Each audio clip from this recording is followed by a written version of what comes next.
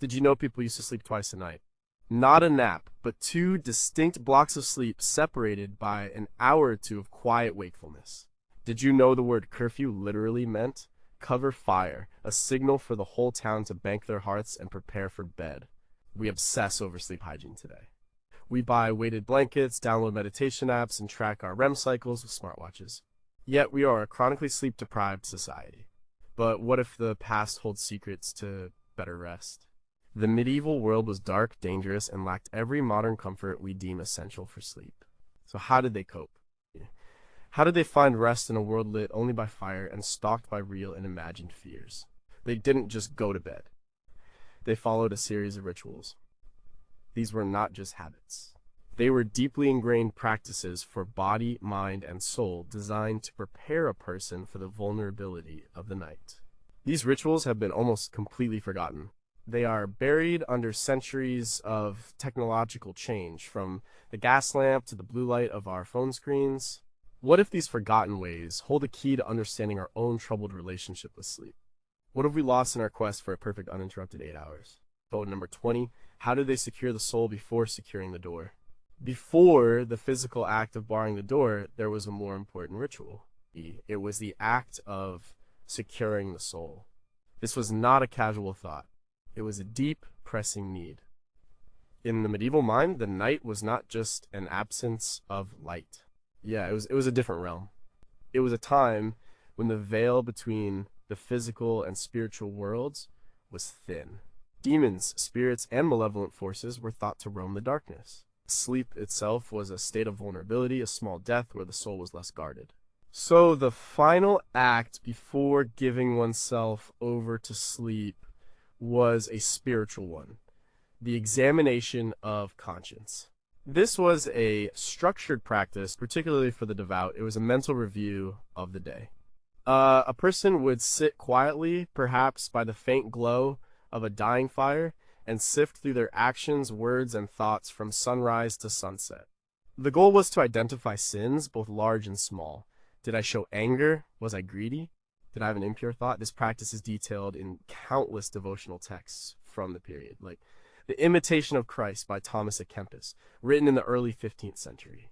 It wasn't about self-flagellation, it was about accounting. It was about making things right with God before entering the vulnerable state of sleep. The thinking was simple and terrifying. What if you died in your sleep? You would want to face judgment with a clean slate, having acknowledged your failings. This nightly review was often followed by a prayer of contrition, an act of asking for forgiveness. It brought a sense of closure to the day. It allowed a person to offload their anxieties, guilts, and fears onto a higher power. It was a form of mental and spiritual hygiene. The 14th century English mystic Walter Hilton wrote about this process in The Ladder of Perfection, guiding readers on how to cleanse their conscience to better commune with God. This was not just for monks and nuns. Lay people were encouraged to practice it as a way to maintain their spiritual health. It was a way of taking out the day's trash, spiritually speaking, so it didn't fester in the subconscious and manifest as nightmares. In our modern world, we often carry the day's stress to bed with us. We scroll through news feeds and emails, letting our anxieties marinate right up until the moment we close our eyes. The medieval practice of examining the conscience, stripped of its specific theological framework, is a powerful form of mindfulness. It's a deliberate act of processing the day, acknowledging mistakes, and letting them go. It's a ritual of closure. It prepared the mind for rest by untangling the knots of the day. By securing the soul first, the physical act of locking the door became secondary. The greater dangers had already been addressed. But if this nightly mental review was so effective at calming the mind, why did we stop doing it? Has our modern focus on productivity made us see such introspection as a waste of time? And what are the real monsters that haunt our sleep? Now, the demons of the medieval imagination, or the unprocessed anxieties of our own daily lives. Number 19, did everyone really sleep together? The modern bedroom is a private sanctuary. It is often a space for just one person or a couple. The idea of sharing that space, let alone the bed itself, with anyone other than an intimate partner seems strange, even unsettling. But for most people in the Middle Ages, the private bedroom did not exist. Sleep was a communal affair, and that meant sharing a bed. This wasn't just a practice for the poor who huddled together for warmth in a one-room cottage. It was common across social classes. Entire families would often sleep in one large bed. The parents might be at the center, with children arranged by age around them.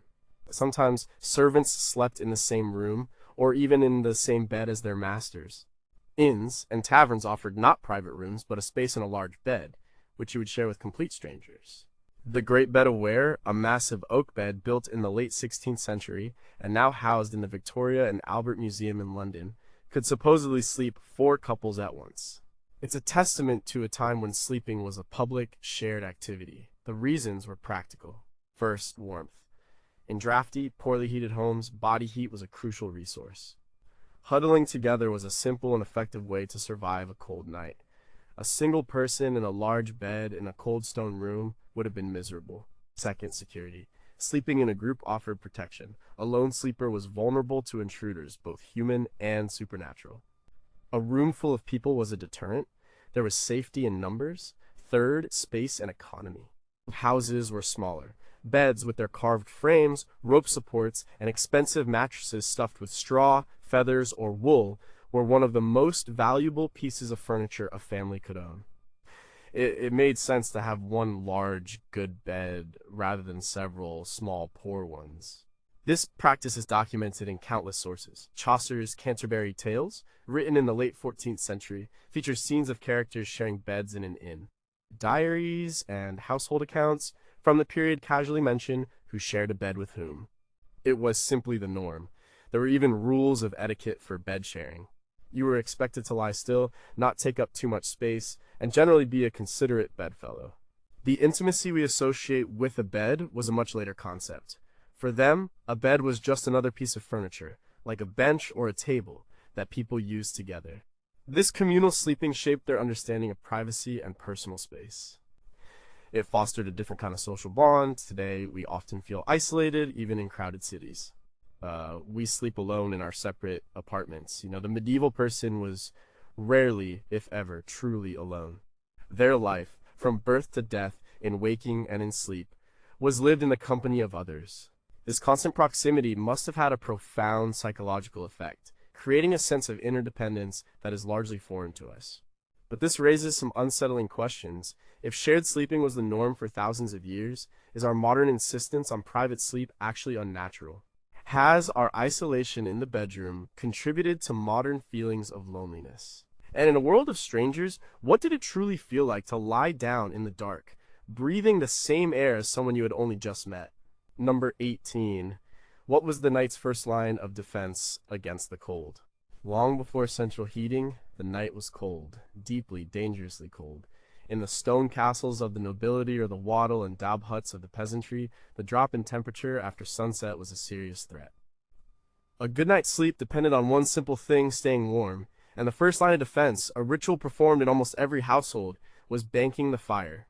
This was not just letting the fire die out, it was a careful, deliberate process. The goal was to preserve the embers overnight so the fire could be easily restarted in the morning, saving the time and effort of using a flint and steel. At the end of the evening, the family would gather the day's accumulated wood ash. They would carefully cover the glowing embers of the central hearth or fireplace with a thick layer of this ash. This insulated the embers from the oxygen in the air, slowing down their combustion to a crawl. It was like putting the fire to sleep. The hearth would stop producing flames and intense heat, but a deep, latent warmth would remain, along with the precious, living core of the fire. This practice gave us the word curfew. It comes from the Old French phrase couvre-feu, which literally means cover fire. In many towns and cities across medieval Europe, a bell would ring at a set time in the evening, typically around 8 or 9 o'clock. This was the curfew bell. As historian A. Roger Ekirch notes in his book At Day's Close Night in Times Past, this was a public safety measure. In cities made of wood and thatch, an untended fire could be catastrophic. The curfew bell was a signal for every household to bank their fires, reducing the risk of a city-wide conflagration. It was a communal ritual, the entire town preparing for the night in unison. Banking the fire was both practical and symbolic. Practically, it conserved fuel, a precious resource. It made the morning routine infinitely easier, and it provided a low, gentle source of warmth throughout the coldest part of the night. Symbolically, the hearth was the heart of the home. It was the source of light, warmth, and cooked food. Preserving the fire overnight was like keeping the heart of the home beating. The sleeping embers represented life and hope, a promise of a new day and a warm morning. Waking up to a dead, cold hearth was a bad omen and a practical disaster. Today, we control our environment with the touch of a thermostat. We take a constant, comfortable temperature for granted. We have lost that intimate connection with fire as a living entity that needs to be tended, cared for, and put to bed. The ritual of banking the fire connected people to the rhythm of the day, the reality of their environment, and the needs of their home. It was a final, mindful act of care before retreating to bed. This makes you wonder. By outsourcing our warmth to automated systems, what have we lost? Is there a psychological comfort in the act of tending a fire that a thermostat can never replace? And if the heart of the modern home is no longer a hearth, what is it, and do we know how to care for it before we go to sleep? Number 17, why did they wear a hat to bed? In modern times, the nightcap is a caricature. We picture it as a floppy, pointed hat with a tassel, worn by comical figures in old stories. But for centuries, the nightcap was an essential and serious piece of nighttime attire for men, women, and children. It was not a fashion statement. It was a deeply practical tool for survival and comfort in the medieval bedroom. The primary reason was warmth. Medieval houses were notoriously drafty. Even with a banked fire and heavy curtains around the bed, cold air would find its way in. A significant amount of body heat is lost through the head. A simple linen or wool nightcap was an incredibly effective way to prevent this heat loss and maintain a comfortable body temperature throughout the night. For a person sleeping in a cold room, a nightcap could be the difference between a restful sleep and a night spent shivering. But there was another, less pleasant reason: hygiene. Lice and other pests were a constant problem. People's hair was often long and not washed as frequently as we do today. A nightcap helped to contain lice, preventing them from spreading to the bedclothes or to a bedfellow. It also kept a person's hair from becoming a tangled, greasy mess overnight. For women with elaborate hairstyles, which could take hours to create, a nightcap was a way to protect the style so it would last for several days. Looking at portraits from the 15th and 16th centuries, you can often see the edges of a coif or cap peeking out, hinting at the layers of headwear that were a constant part of life, day, and night. The materials varied by social class. A common person would wear a simple cap of plain, undyed linen. A wealthier individual might have a nightcap of finer linen, perhaps with embroidery or lace. Some were made of wool for extra warmth, or even silk for the very rich. The design was usually simple, a basic coif or bonnet that tied under the chin. It needed to be comfortable and stay on through a night of tossing and turning. Historical texts and household inventories list nightcaps as a standard item of clothing, as essential as a shirt or stockings. For example, the 14th century Menegir de Paris, a guide written by a husband for his young wife, includes advice on household management that would have implicitly included the maintenance of such basic linens. Wearing a nightcap was a simple, automatic ritual. It was the final piece of clothing one put on before getting into bed. It was a small act of self-preservation against the cold and the dirt of the medieval world. It represents a different relationship with the body, a practical acceptance of its vulnerabilities. We, in our climate-controlled homes, have forgotten the simple physical challenges of the night. So, what does this forgotten habit tell us? Does the fact that we no longer need such a basic tool for survival mean we've become disconnected from the physical realities of our environment? In our pursuit of perfect hygiene with daily showers and chemical shampoos, have we lost the simple, practical wisdom of the nightcap? Number 16, what did they drink to make themselves sleepy? Before sleeping pills and melatonin supplements, people had other ways to encourage drowsiness. One of the most common nighttime rituals across medieval Europe was drinking a posset. A posset was a warm, comforting drink, typically made from hot milk curdled with ale, wine, or cider. It was then spiced with things like nutmeg, cinnamon, or ginger, and sweetened with sugar or honey. This was not a gourmet beverage. It was a form of folk medicine, a sleep aid passed down through generations. So the recipe varied from home to home and region to region. A simple version for a farmer might just be milk and ale. A nobleman's posset might be a richer concoction with expensive wine and imported spices. The key elements were the warmth, the milk, and the alcohol. The combination was designed to be soothing and to induce a feeling of pleasant heaviness. The form of curry, a recipe collection from the late 14th century, contains recipes for various caudles and possets, showing they were a well-established part of the cuisine. The science behind it, though unknown to them, was sound. Milk contains tryptophan, an amino acid that the body can convert into serotonin and then melatonin, the hormone that regulates sleep. Alcohol, in small doses, is a sedative. The warm temperature of the drink would have been inherently calming, raising the body temperature slightly before it drops, a process that can help trigger sleep. The spices, like nutmeg, were also believed to have soporific qualities. In essence, they had stumbled upon a surprisingly effective natural sedative. The posset was also used as a remedy for colds and other minor illnesses. It was a way to deliver nourishment and comfort to someone who was unwell. The ritual of preparing a posset was an act of care. It was something a wife might make for her husband after a long day, or a mother for a restless child. It was a gentle end to the day. The process involved heating the milk, warming the ale or wine, and carefully combining them so the milk curdled into soft curds suspended in a way like liquid. It was drunk warm, often right before getting into bed. Today, our evening drinks are often caffeinated sodas, sugary juices, or large amounts of alcohol, all of which can disrupt sleep. The medieval posset was a purposeful drink. It was a tool designed specifically for the transition from wakefulness to rest. It represents a more intuitive and holistic approach to sleep, using common household ingredients to gently nudge the body towards drowsiness. It was a ritual that engaged the senses, the warmth of the mug, the sweet and spicy aroma, the comforting taste. This makes us question our own nighttime habits. Have we replaced gentle, natural sleep aids with either stimulants or harsh artificial chemicals? What would a modern-day posset look like? And could the ritual of preparing a warm, purposeful drink before bed be more effective than simply taking a pill? What other simple, effective folk remedies for sleep have we forgotten in our modern rush? Number 15, was there a right way to smell your bedroom? We think of aromatherapy as a modern trend, with its essential oil diffusers and scented candles. But the idea of using specific scents to influence mood and health is ancient. In the medieval period, a good night's sleep wasn't just about what you saw or felt, it was also about what you smelled. One of the most common bedtime rituals, especially for those who could afford it, was sleeping on a scented pillow. This wasn't just a matter of making the room smell nice, it was a form of medicine. Medieval medical theory was based on the idea of the four humors: blood, phlegm, black bile, and yellow bile. An illness was thought to be caused by an imbalance of these humors. Smells were believed to have physical properties that could affect this balance.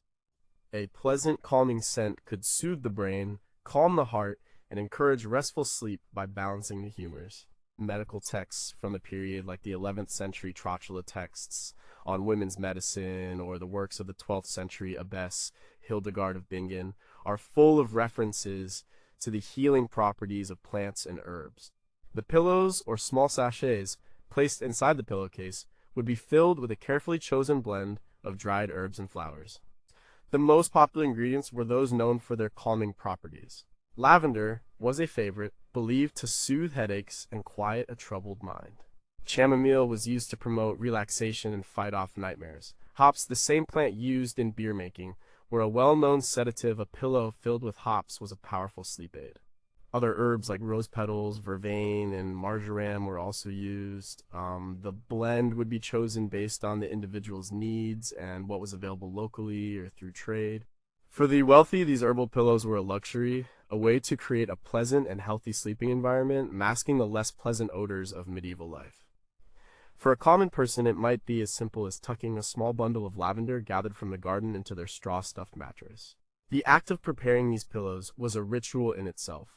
It involved gathering the herbs at the right time of year, drying them carefully, and mixing them with intention. This practice connected people to the seasons and the natural world around them. This belief in the power of scent was deep-rooted. It was thought that the aromatic vapors would be inhaled during sleep, working directly on the brain and the spirit. It was a gentle, passive form of therapy that worked while you were unconscious. Today, scientific studies have confirmed what they knew from experience. The scent of lavender, for example, has been shown to lower heart rate and blood pressure, promoting relaxation. Linalool, a compound found in lavender, has a calming effect on the nervous system. The medieval herbalists were practicing effective, science-based medicine without knowing the precise chemical mechanisms. It forces us to ask what our modern bedrooms smell like. Often, they smell of synthetic air fresheners, laundry detergents, and plastic. We have sterilized our sensory environment. Could our sleep problems be partially caused by a lack of the right sensory inputs? Have we forgotten that our sense of smell is a powerful, direct pathway to the emotional centers of our brain? And what ancient combinations of scents, perfectly formulated for sleep, have been lost to time? Number 14, why was going to bed an act of submission? In the deeply religious society of the Middle Ages, every part of life was framed by faith. The end of the day was no exception. For millions of people, for centuries, the transition to sleep was marked by a simple, powerful ritual evening prayer. This was not a quick mumbled, "Now I lay me down to sleep." It was a structured and essential practice that shaped their entire understanding of the night. The core of this ritual for most lay people would be the recitation of the Pater Noster, the Our Father, the Ave Maria, the Hail Mary, and the Credo, the Creed. These were the foundational prayers of the Christian faith. Saying them at the end of the day was a way of reaffirming one's belief and placing oneself in God's hands. It was an act of submission. The sleeper was acknowledging their own powerlessness in the face of the night and entrusting their body and soul to divine protection. This is a theme found in countless medieval sermons and devotional guides. The night was God's domain, and to enter it without acknowledging that was an act of pride. This ritual provided immense psychological comfort. The medieval world was filled with tangible fears: fire, disease, robbery, animal attacks. There were also the intangible fears of demons, evil spirits, and sudden, unshriven death. Prayer was a shield against these fears. By reciting these ancient memorized words, a person was connecting with a community of believers stretching back for 1,000 years. They were not alone in the dark. They were part of a vast spiritual family, watched over by God, the Virgin Mary, and the saints. The repetition of the prayers had a meditative quality, calming the mind and slowing the heart rate, much like a modern mantra. This practice was woven into the fabric of daily life. The ringing of the Angelus bell in the evening was a public call to prayer, a reminder for everyone to pause and say the Ave Maria. For the literate elite, the ritual could be more elaborate. They might read from a personal book of hours, a private prayer book that contained a cycle of prayers, psalms, and devotions for different times of the day. The final prayer service of the monastic day was compline, from the Latin word meaning to complete. This service, full of themes of rest and trust in God's protection, heavily influenced the evening prayers of the general population. Today, many of us view the time before bed as time. It's for entertainment, for catching up on social media, for personal indulgence. The medieval concept of using that time for an act of submission to something larger than oneself is profoundly different. The ritual of evening prayer was about decentering the self. It shifted the focus from the day's individual worries and ambitions to a larger, eternal context. This mental shift could be a powerful antidote to the kind of self-focused anxiety that keeps so many of us awake. This leads to some profound questions. In a largely secular world, have we lost the psychological benefits of ritualized submission? If we no longer submit to God, what do we submit to before we sleep? Our anxieties, our screens, our endless to-do lists? And is it possible to create a secular ritual that provides the same sense of peace and protection as the old prayers? It's number 13. What was the original "Do Not Disturb" sign? In a world without electric light, darkness was absolute. But even in the poorest homes, there was often a need for a small, controlled source of light during the night. The ritual of lighting a nightlight, often a simple rushlight or a votive candle, was about more than just seeing in the dark. It was a beacon of safety and a symbol of faith. The most common form of nightlight for the average person was the rushlight. This was a simple homemade device. A rush, a common marsh plant, would be harvested, peeled to reveal its pithy core, and then soaked in leftover cooking fat. Once dry, it could be lit and would smolder slowly, providing a faint, smoky, and often smelly glow. It didn't give off enough light to read by, but it was enough to see the outlines of the room, to find the chamber pot, or to tend to a crying child. Documented in historical reconstructions and texts like Gilbert White's The Natural History and Antiquities of Selborne from the 18th century, which described practices that had gone on for centuries. The creation and use of rushlights was a basic household skill.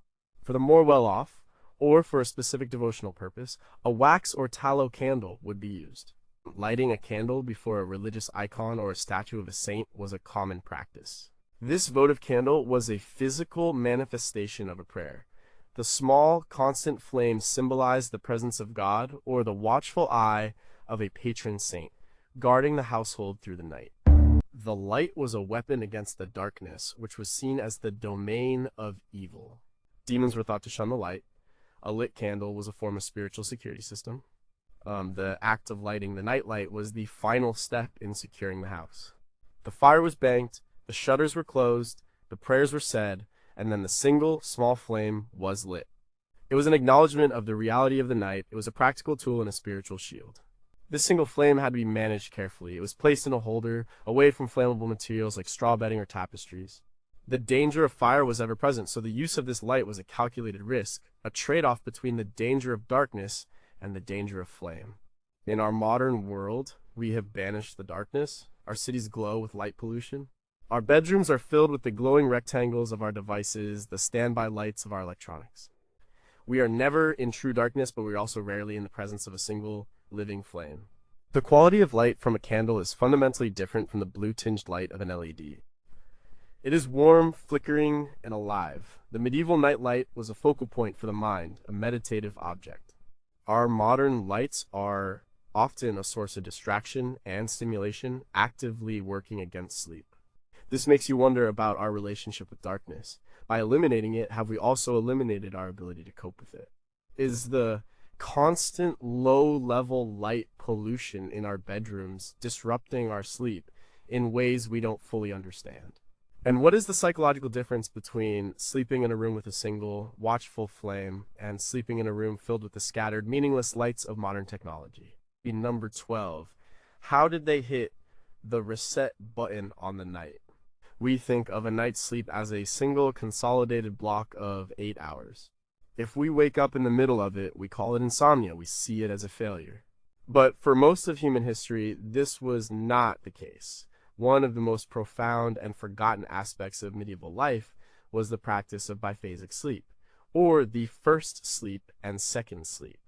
Historian A. Roger Akirch, in his groundbreaking book At Days Closed, Night and Times Past, unearthed a mountain of evidence for this practice. By studying diaries, court records, medical texts, and literature from the pre-industrial era, he found that people did not expect to sleep through the night. The norm was to go to bed a few hours after dusk, sleep for about 4 hours, and then wake up. This period of wakefulness, which they called the watch or dorvée in French, would last for an hour or two. After that, they would go back to sleep for another 4 hours, the second sleep, waking up around dawn. This was not seen as a disorder. It was the natural rhythm of sleep in a world governed by the sun and not the clock. The period of wakefulness in the middle of the night was not a time of anxious tossing and turning. It was a valued and productive part of the day. People used this quiet, peaceful time for a variety of activities. It was a time for prayer and religious contemplation. Many prayer manuals from the period have special prayers intended for this interval. It was a time for intimacy between spouses. Some 16th century French medical texts even advised that this was the best time for conception. It was also a time for quiet work or reflection. People might get up to tend the fire, check on livestock, or do some simple chores. Others would simply lie in bed and think, reflect on their dreams, or talk with their bedfellows. It was a unique state of consciousness, a period of quiet introspection that is almost completely absent from modern life. The mind, having just emerged from the first sleep, was in a different state, often described as being calm and conducive to creative thought. The end of the first and second sleep was not a sudden event.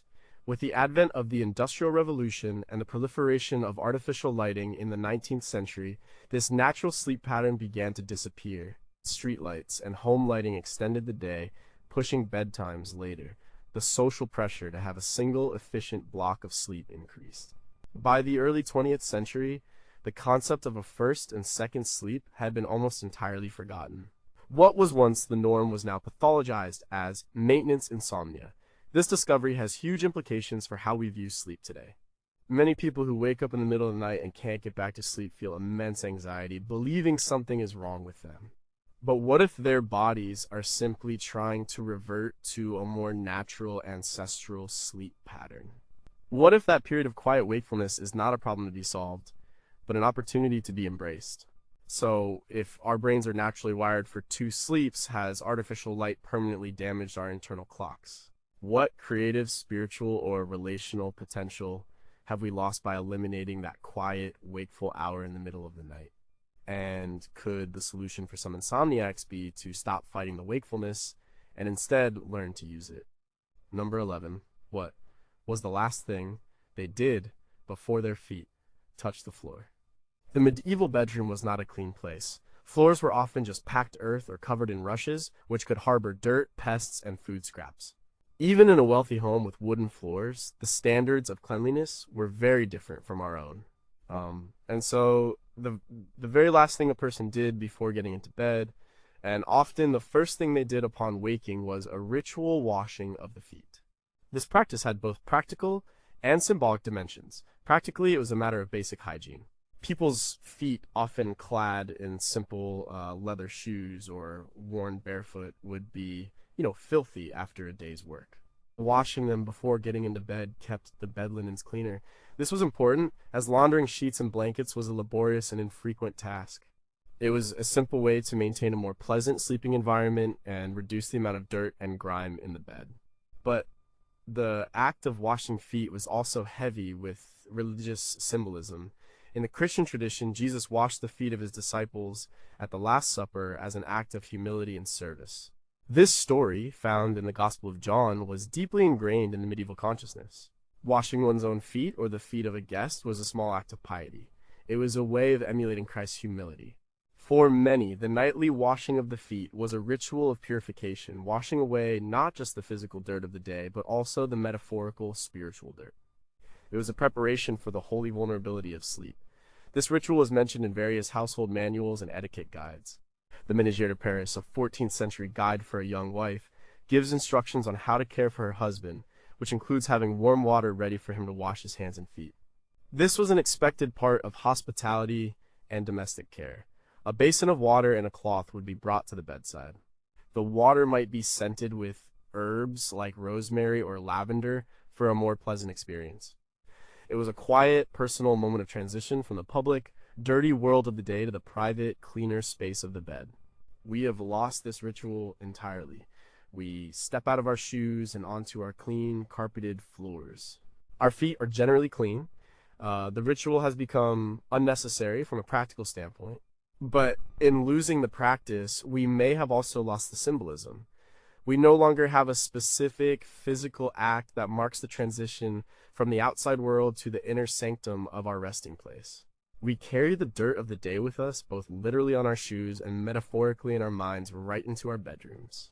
The simple act of washing was a clear boundary. It raises the question of what our own transitional rituals are. Do we have any, or do we just stumble from the chaos of the day directly into bed? What is the modern equivalent of washing away the day's grime, both physical and spiritual? And could reviving a simple mindful ritual like this, even just washing our face and hands, help create a more deliberate and peaceful transition to sleep? Number 10. Why was a bed never just a mattress? To us, a bed is a mattress on a frame. But in the Middle Ages, a bed was a room within a room. For anyone with a bit of money, the bed was a large, four-poster structure, completely enclosed by heavy curtains. These curtains were not for decoration. They were a crucial piece of technology for a good night's sleep, and drawing them was a vital bedtime ritual. The primary function of bed curtains was to create a microclimate. Medieval rooms were large, open, and incredibly drafty. There was no central heating. The only source of warmth was a fireplace, which was often in a main hall, not the bedchamber. Once the fire was banked for the night, the room temperature would plummet. The four-poster bed, with its thick curtains, often made of heavy wool, created a small enclosed tent. The body heat of the sleepers would be trapped inside this space, making it significantly warmer than the rest of the room. It was a low-tech, high-efficiency heating solution. The curtains also provided privacy. In an age of communal living, where servants, children, and even guests might be sleeping in the same room, the bed was the only truly private space a person had. Drawing the curtains created a personal sanctuary, a shield from prying eyes. It was a space for intimacy, for quiet conversation, and for the vulnerability of sleep. The inventories of wealthy households from the 14th and 15th centuries, like those of the Duke of Berry, list these bed hangings as some of the most valuable textiles in the house, sometimes made of silk or velvet and richly embroidered. Third, The curtains blocked out light. While the medieval night was dark, there was still the moon, the stars, and the faint glow of a rushlight or candle. For those who needed complete darkness to sleep, the heavy curtains were essential. They also muffled sound, creating a quieter, more peaceful environment within the bustling, noisy medieval household. The world outside the curtains could be chaotic, but inside, there was a small bubble of warmth, privacy, and peace. The ritual of drawing the curtains was a definitive end to the day. It was like closing the door on the world. It was a physical act that signaled to the body and mind that it was time for sleep.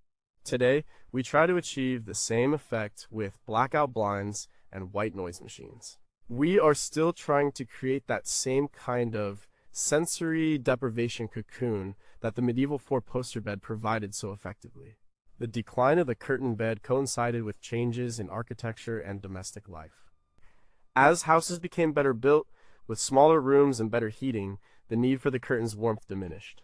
As the concept of the private bedroom for the individual or couple became the norm, the need for their privacy function also faded.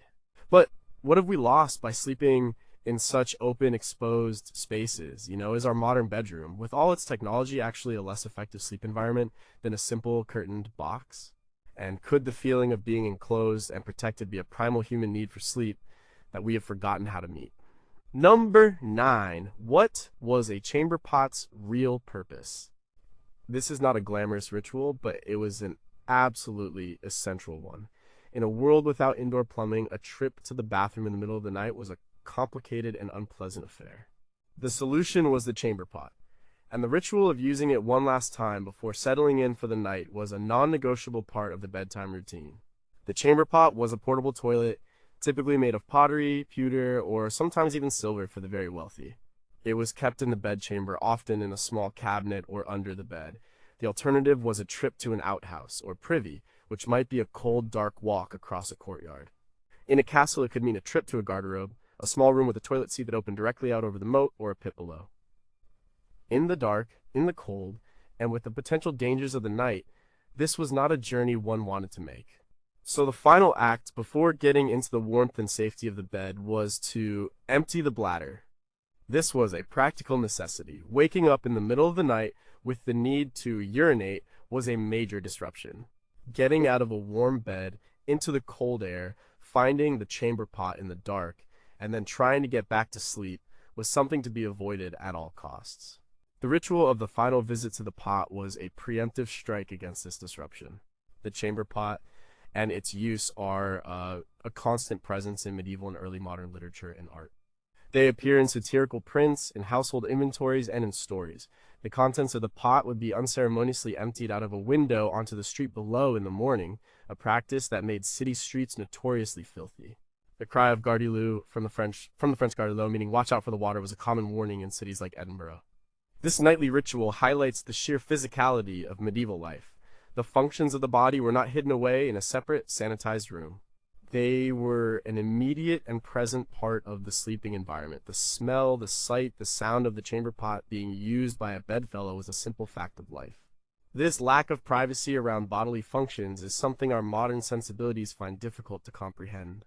Today, we take our ensuite bathrooms for granted. A nighttime trip to the toilet is a minor inconvenience. But the medieval ritual of the chamber pot points to a deeper truth about sleep. Physical discomfort is a major enemy of rest. They understood that attending to the body's basic needs in a deliberate way before bed was crucial for an uninterrupted night. We still follow this ritual, but we have outsourced it to convenient, sterile technology. We have forgotten the effort and planning that once went into this most basic of human needs. It makes you think about how our environment shapes our habits.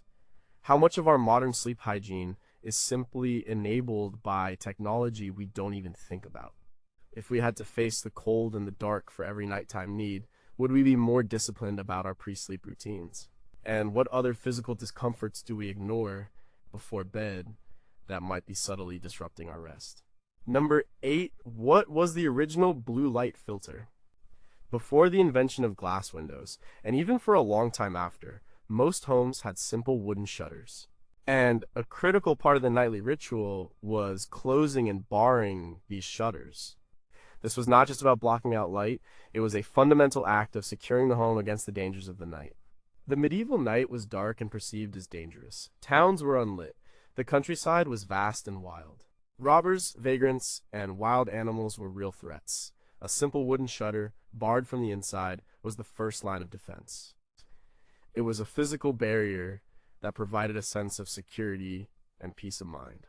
The act of closing each shutter, sliding the heavy wooden or iron bar into place, was a satisfying and definitive ritual. It was a way of sealing the home, creating a safe container for the family to rest in. These shutters also served a crucial role in managing the sleeping environment. They blocked out the wind, reducing the drafts that made rooms so cold. They also created near-perfect darkness. The medieval world had no light pollution, but moonlight on a clear night can be surprisingly bright. The shutters plunged the room into a deep, profound blackness that is almost impossible to experience today. This total darkness would have been a powerful signal to the brain to produce melatonin and prepare for sleep. It was the original blackout curtain. The importance of shutters is evident in the architecture of the time. In surviving medieval buildings, you can still see the heavy-duty hinges and the slots for bars that held these shutters in place.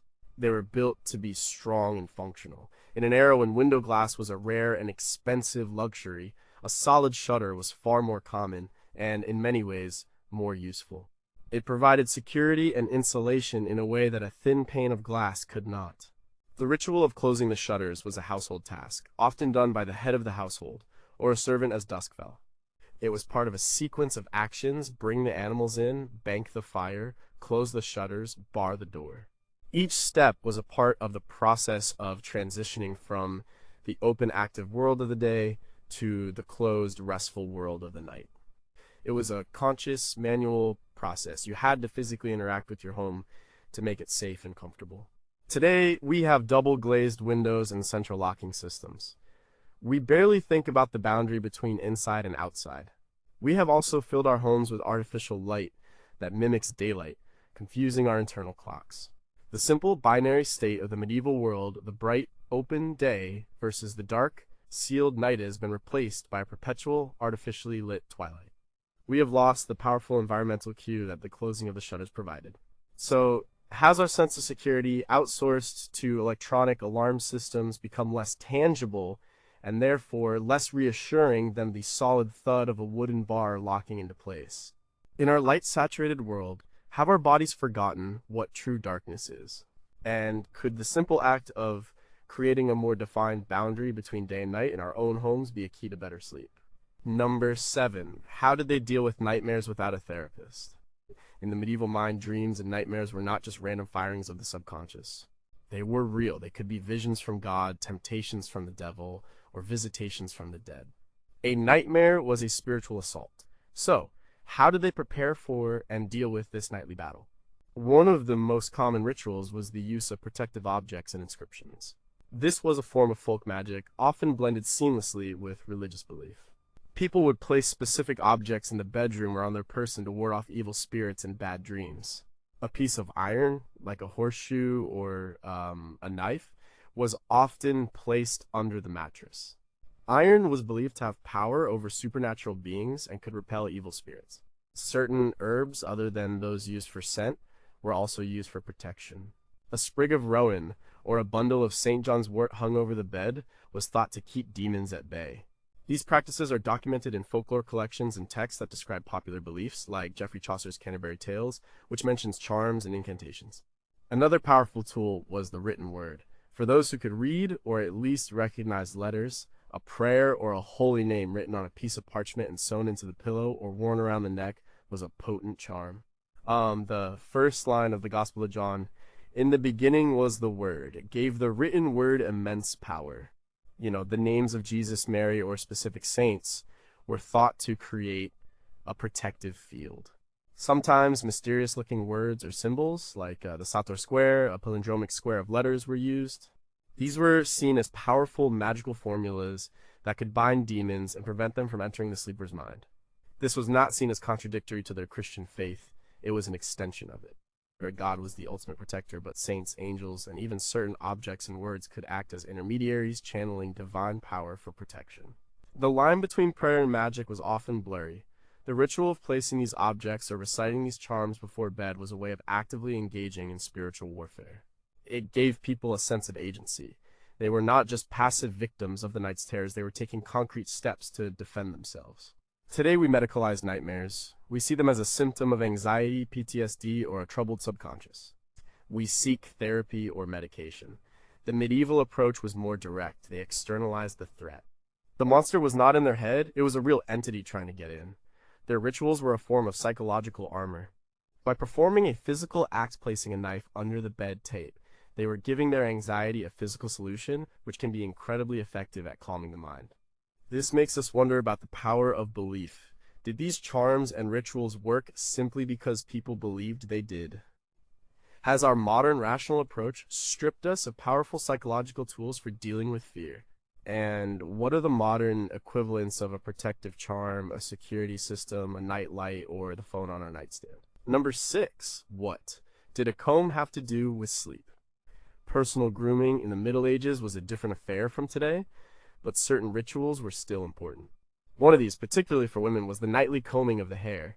This was far more than a simple act of detangling. It was a ritual of hygiene, relaxation, and even social bonding. First and foremost, it was a practical way to keep hair clean. In an age of infrequent full body washing, keeping the hair free of dirt, tangles, and, most importantly, lice was a daily battle. A thorough combing, with a fine tooth comb, often made of bone, wood, or ivory, was the most effective way to remove nits, lice, eggs, and adult lice. This was a crucial part of hygiene. An infestation of lice was not just uncomfortable, it could also lead to scalp infections. Nightly combing was a preventative measure. The act of combing was also inherently relaxing. For a woman with long hair, having her hair combed by a servant or a family member was a gentle, tactile experience. The repetitive, rhythmic stroking of the comb through the hair could be very soothing, a way to wind down at the end of the day. It was a moment of quiet and care. Medieval art, particularly in illuminated manuscripts depicting domestic scenes, often shows women with their hair down, being combed. It was a symbol of being in a private, relaxed state, away from the public world where hair was usually covered or elaborately styled. This ritual also had a social component. A mother combing her child's hair, or sisters combing each other's, was a time for quiet conversation and connection. For a noble lady, having her hair combed by her lady's maid was an intimate part of their relationship. It was a time to share confidences and bond. The act was a physical expression of care and service. After combing, the hair would be braided or plaited for the night. This kept it from tangling and was another step in maintaining its cleanliness. We still comb our hair, but the ritual has lost much of its meaning. It is a quick, solitary, functional act. We have chemical shampoos and treatments to deal with pests. We often blast our hair with a hot hair dryer, an act of stress rather than relaxation. The medieval ritual of combing was slow, methodical, and mindful. It was a physical act of ordering and smoothing the self in preparation for the chaos of dreams. So, have we lost the art of the gentle, relaxing ritual? By turning every act of self-care into a quick, efficient task, are we missing out on the psychological benefits? And could a simple, mindful act like slowly combing our hair before bed be a more effective way to calm the nervous system than scrolling through our phones? Number 5. What did they do when a bed felt like a block of ice? Getting into a cold bed on a winter night is a universally unpleasant experience. In the unheated bedrooms of the Middle Ages, it was a nightly ordeal. The damp, cold sheets could chill a person to the bone, making sleep impossible. To combat this, they developed a simple but ingenious tool and a corresponding ritual, the bed warmer. A bed warmer was a long-handled pan, usually made of brass or copper, with a hinged, perforated lid. The pan would be filled with hot embers from the banked fire or with heated stones. The lid would be closed, and the device would then be slipped between the sheets. The user would slowly move it up and down the bed, warming the mattress and the blankets. It was like a primitive electric blanket. The process would fill the bed with a deep, radiant heat, transforming it from an icy slab into a warm, welcoming cocoon. This was a common household object for anyone who could afford one. They ranged from simple, functional designs to ornate, engraved pieces that were a sign of wealth. The ritual of warming the bed was one of the final preparations for sleep. A servant might be tasked with it, ensuring their master's or mistress's bed was warm before they retired. In a more modest household, a family member would do it. It was an act of care and comfort, a way of fighting back against the harshness of the night. The process required care. Too many embers and you could scorch the sheets or even start a fire. It was a small, contained piece of the hearth brought into the most intimate space of the home. The warmth it provided was more than just physical comfort. It was a profound psychological comfort as well. It made the bed a place of safety and refuge from the cold, hostile world outside. The feeling of slipping into a pre-warmed bed was a luxury that made the prospect of sleep much more inviting. Today, we have electric blankets, hot water bottles, and central heating. We have solved the problem of the cold bed with technology. But the ritual of the bed warmer was a more active and intentional process. It was a direct engagement with the elements. You were literally taking the fire to bed with you. This connection between the hearth and the bed reinforced the idea of the home as a unified space of warmth and safety. It makes you question our relationship with comfort. By making it so effortless and automated, have we devalued it? Is there a greater satisfaction in comfort that has been actively created rather than passively consumed? And what is the modern equivalent of this act of deliberate care, of preparing our own space for rest and renewal? Number 4, why was eating before bed a sin? In our culture of late-night snacks and midnight meals, the medieval approach to evening eating seems incredibly strict. For them, a heavy meal close to bedtime was not just a bad habit, it was a medical and moral failing. The ritual was not what to eat, but what not to eat, and when to stop. Medieval medical theory, inherited from the ancient Greeks like Galen, was obsessed with digestion. Digestion was seen as a form of cooking that took place in the stomach. A good night's sleep was considered essential for this process. However, if you went to bed on a full stomach, it was believed that the heat of the body would be diverted to the limbs, leaving the stomach cold. The food would then sit in the stomach and putrefy, releasing harmful vapors and upsetting the balance of the body's humors. This was thought to lead to indigestion, nightmares, and even serious illness. Numerous health manuals from the period, known as Regimen Sanitatis, gave strict advice on this. The famous Regimen Sanitatis Salernitanum, a poem of health advice from the medical school of Salerno, dating back to the 11th or 12th century, contains lines that warn against sleeping immediately after a large supper. The advice was to eat the main meal in the middle of the day. The evening meal or supper should be light and eaten several hours before bed. This would give the stomach ample time to do its work before the body went into a state of rest. This belief was also tied to morality. Gluttony was one of the 7 deadly sins. Eating late at night was often associated with indulgence, drunkenness, and a lack of self-control. A person who was temperate and virtuous would eat a light supper and go to bed with a clear stomach and a clear conscience. The ideal was to go to bed feeling light, not heavy and sluggish. This physical lightness was seen as connected to spiritual purity. So the evening ritual was one of abstinence. It was a conscious decision to stop eating and drinking, except perhaps for a sleep-inducing posset, well before bedtime. This required discipline. It shaped the entire rhythm of the day, with the main social and culinary event happening at midday, not in the evening as it does for us. The evening was a time for winding down, not for feasting. Today, science has confirmed their basic intuition, if not their reasoning. Eating a large meal close to bedtime can indeed interfere with sleep. It can cause acid reflux and indigestion. The metabolic processes involved in digestion can raise the body's core temperature, which needs to drop for sleep to be initiated. The medieval doctors were right, even if their explanation about putrefying vapors was wrong. This forces us to look at our own evening habits. Our culture is built around the evening meal as the main social event, often followed by snacking in front of a screen. We are constantly stimulating our digestive systems right up to the moment we go to sleep. Have we completely reversed a basic rule of human health that was understood for centuries? And could the simple, forgotten ritual of fasting for a few hours before bed be a powerful solution to some of our sleep problems?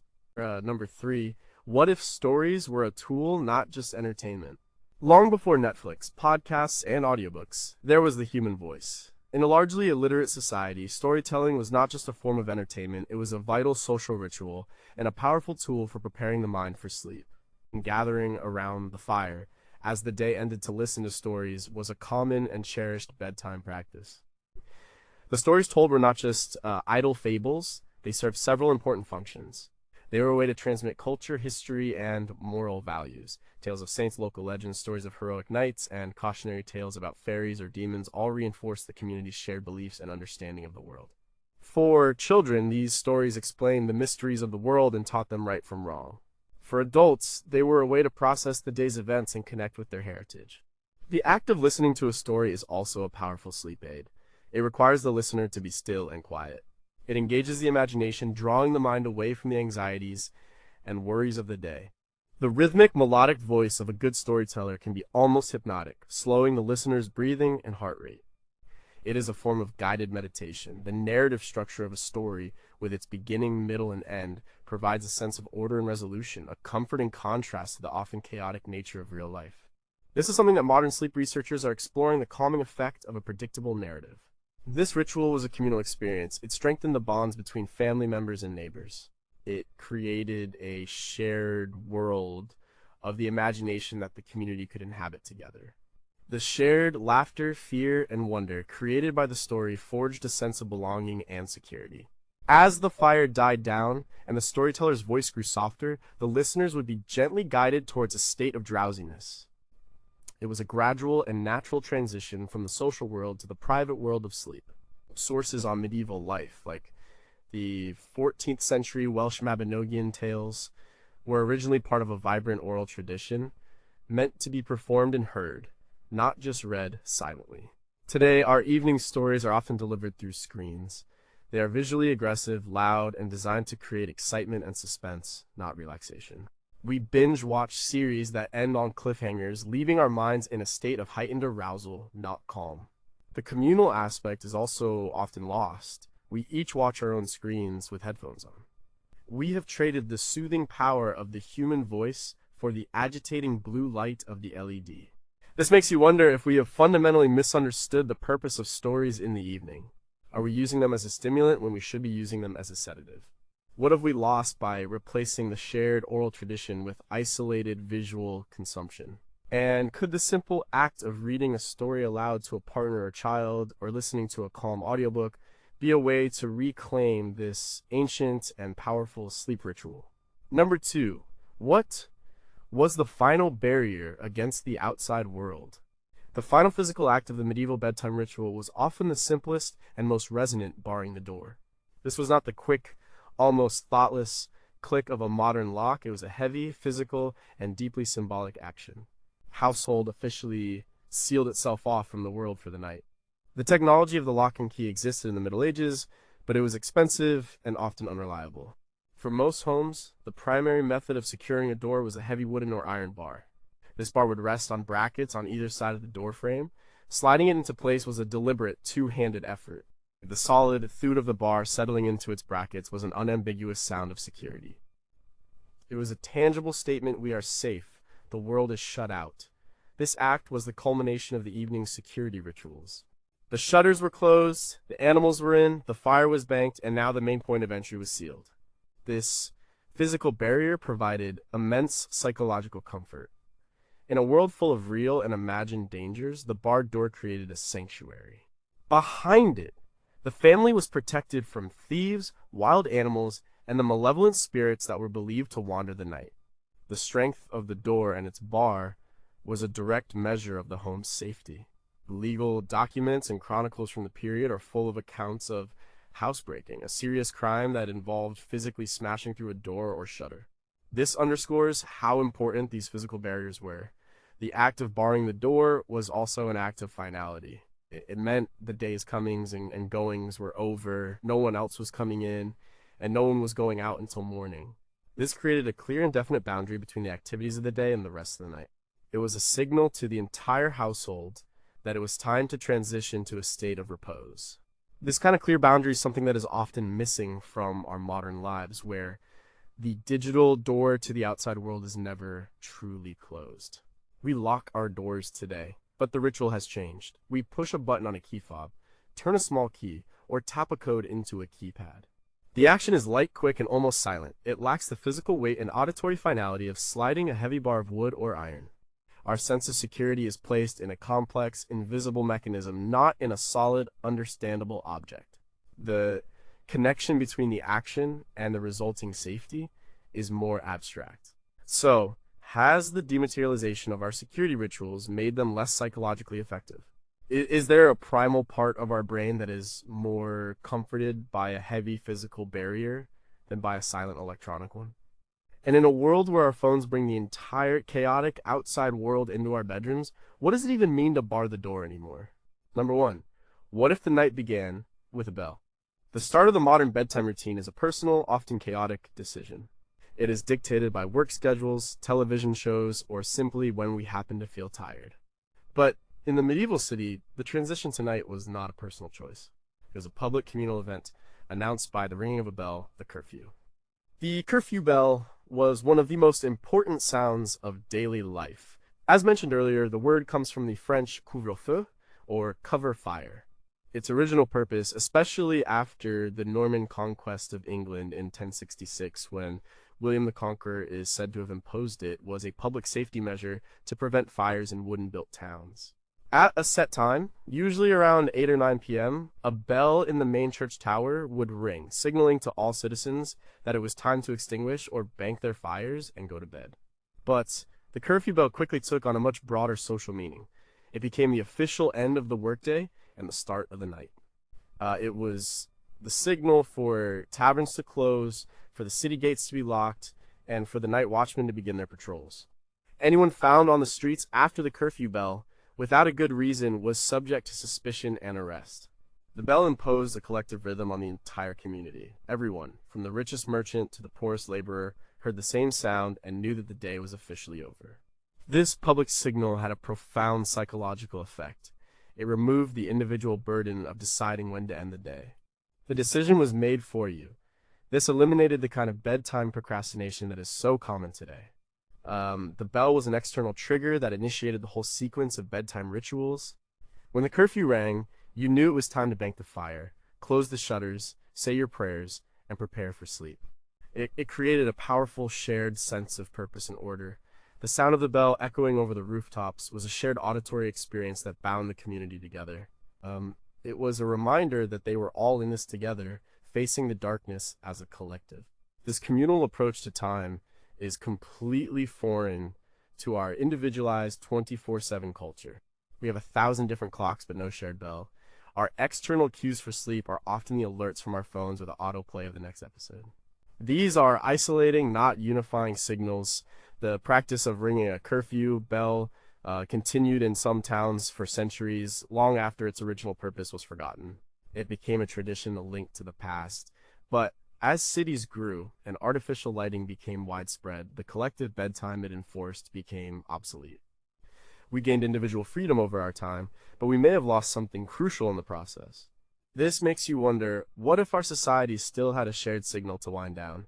Could a public, collective ritual help combat the epidemic of sleep deprivation? In our fragmented, individualistic world, have we forgotten the power and comfort of a shared rhythm? And without the curfew bell, who or what tells us that it is finally time to rest?